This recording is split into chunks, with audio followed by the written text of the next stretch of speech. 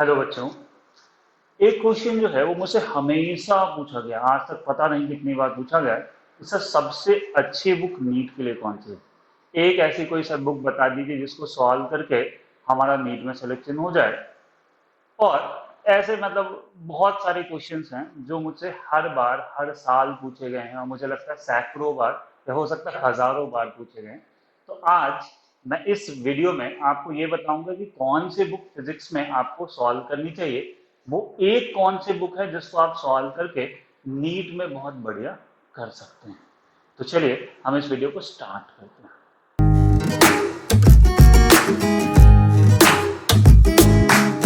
इस वीडियो की स्टार्टिंग में ही मैं आपसे ये कहना चाहता हूं कि मैं अपना एक्सपीरियंस जो कि बहुत वैल्यूएबल है मेरे हिसाब से वो आपके साथ शेयर कर रहा हूं। इसलिए अगर आप इस चैनल पर नए हैं तो सबसे पहले इस चैनल को सब्सक्राइब कीजिए और इस वीडियो को लाइक कीजिए ताकि ऐसी वीडियोस आपके पास नोटिफिकेशंस में मिल पाए और इससे आपका नीट का रैंक इंप्रूव होगा। चलिए हम इस वीडियो को स्टार्ट करते हैं। वीडियो का टॉपिक था कि हमें वो कौन सी बुक है, सबसे अच्छी बुक नीट के लिए कौन सी।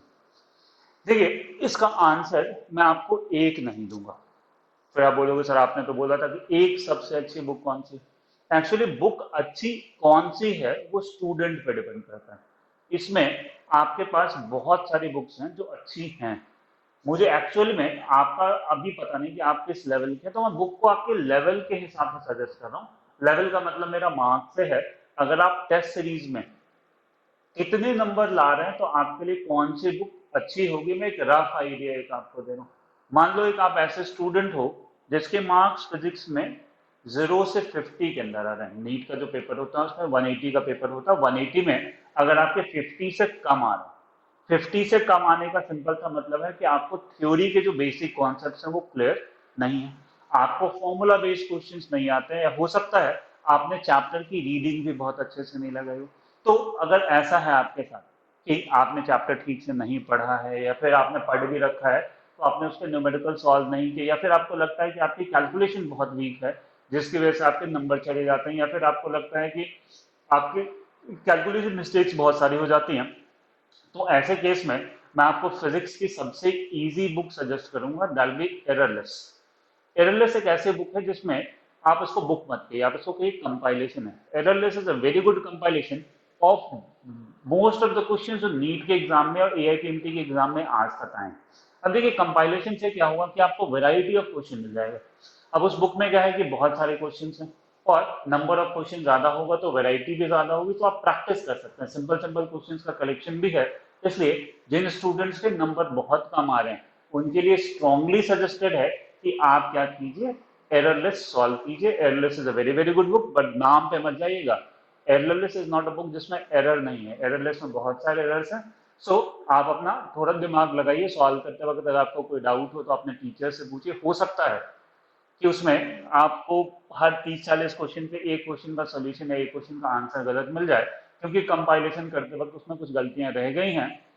जिन स्टूडेंट्स के नंबर कम आ रहे हैं उनके लिए सबसे बढ़िया बुक जो है दैट इज एररलेस। अब देखिए ऐसे स्टूडेंट्स भी होंगे जिनके मार्क्स जो होंगे वो 50 से 100 के रेंज में आएंगे, और मुझे लगता है ज्यादातर स्टूडेंट्स जो नीट की प्रिपरेशन करते हैं वो इसी रेंज में फंसते हैं, 50 से लेकर 100 तक। देखो 50 से लेकर 100 तक अगर आपके मार्क्स आ रहे हैं तो हो सकता है आपने टॉपिक पढ़ा हो, आपको थ्योरी क्लियर हो गई हो, बट आपके जो न्यूमेरिकल वाला पोर्शन है ना उसमें आपके कॉन्सेप्चुअल मिस्टेक्स हो रहे हैं। आपको कुछ आगे का पीछे का लग रहा हो या कुछ कैलकुलेशन ज्यादा लग रहा हो जिसका आपको आइडिया ना हो। इसके लिए मैं आपको दो बुक सजेस्ट करूंगा, दोनों में से कोई एक बुक सॉल्व करनी है। ऐसा नहीं कि दोनों बुक आपको सॉल्व करनी है।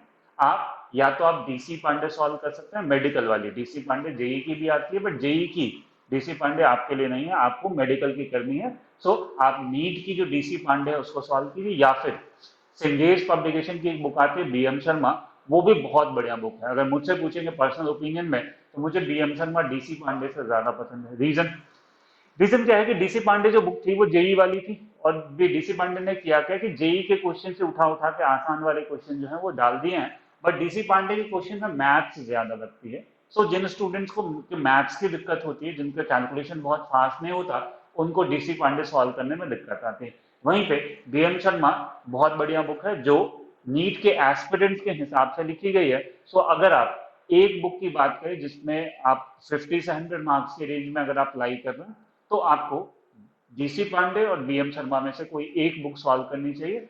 चलिए, अब ऐसे स्टूडेंट्स की बात करते हैं जिनके मार्क्स 100 से 140 के बीच में लाई कर रहे हैं और वो कोई बुक मुझसे पूछें कि भाई उनको क्या करना चाहिए।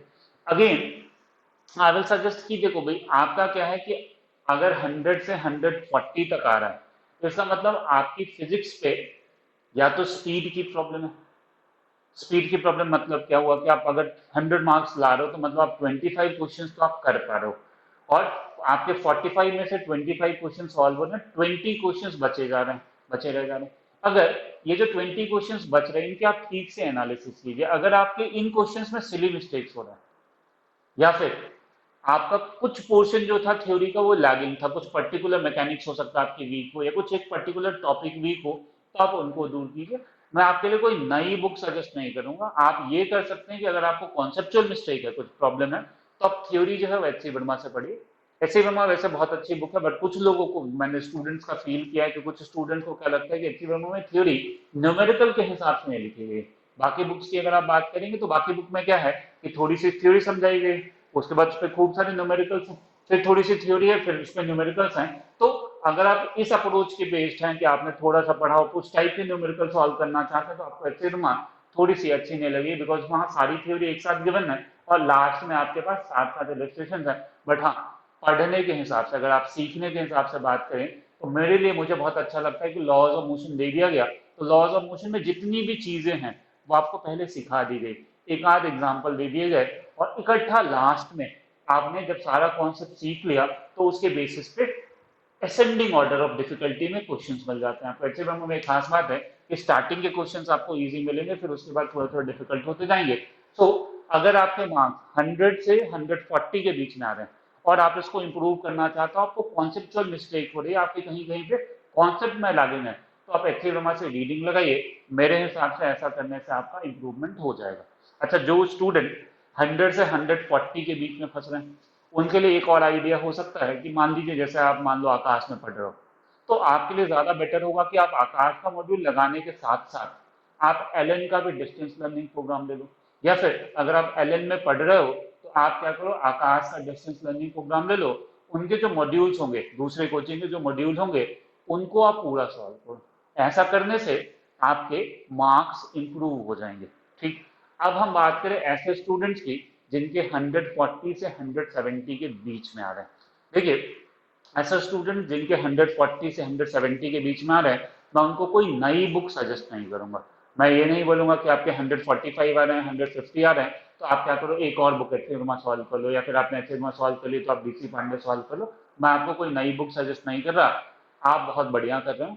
आप जो कर रहे हो उसी को और अच्छे से कीजिए, अपनी स्किल्स, अपनी स्पीड को बढ़ाइए, अपनी एक्यूरेसी को बढ़ाइए, और जो आप कर रहे हो बहुत बढ़िया है। अगर आप 140 के ऊपर हैं तो आप टॉप 5% ऑफ नीट एस्पिरेंट्स में हैं फिजिक्स के अंदर, जो कि आप ऐसा कर रहे हैं। तो आपको बस अपनी जो चीज है उसको मेंटेन रखनी है और नीट में कोशिश करनी है कि आप ज्यादा से ज्यादा मार्क्स ला पाए। इसके लिए आपको अपनी एक्यूरेसी पे फोकस करना है। आप जो बुक सॉल्व कर रहे हो, आपने सब कुछ सही किया तभी आपके मार्क्स अच्छे आ रहे हैं। आप थोड़ा सा और अगर पुश करना चाहते हैं तो आप जो कर रहे हो उसको 2 बार करो। कभी कभी ऐसा होता है कि जब आप एक बार करते हो आप थोड़ा डरते डरते सॉल्व करते हैं। नॉर्मली मैंने स्टूडेंट्स को देखा कि थ्योरी पढ़ने के बाद जब बच्चा पहली बार क्वेश्चन करता है तो क्या होता है, उसमें डर लगा रहता है, पता नहीं जो लगाया उसने सही है कि गलत है।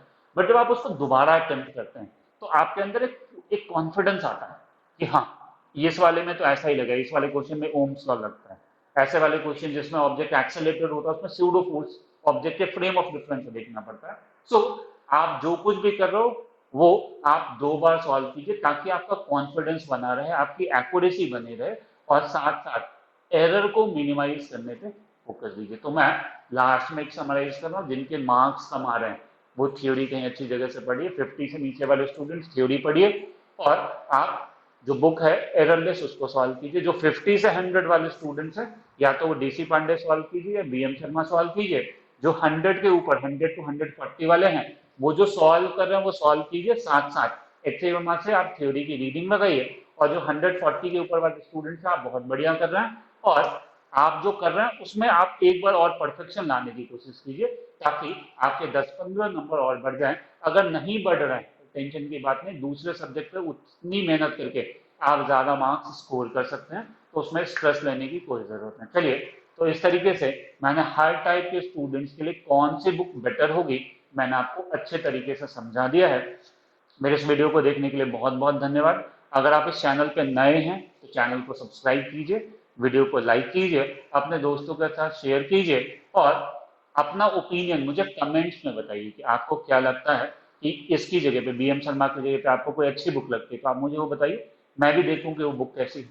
चलिए, इसी उम्मीद के साथ कि आप इसको फॉलो करेंगे, नीट में एक बहुत बढ़िया रैंक स्कोर करेंगे और एक बहुत अच्छा डॉक्टर बनेंगे। मैं आपसे अलविदा लेता हूँ।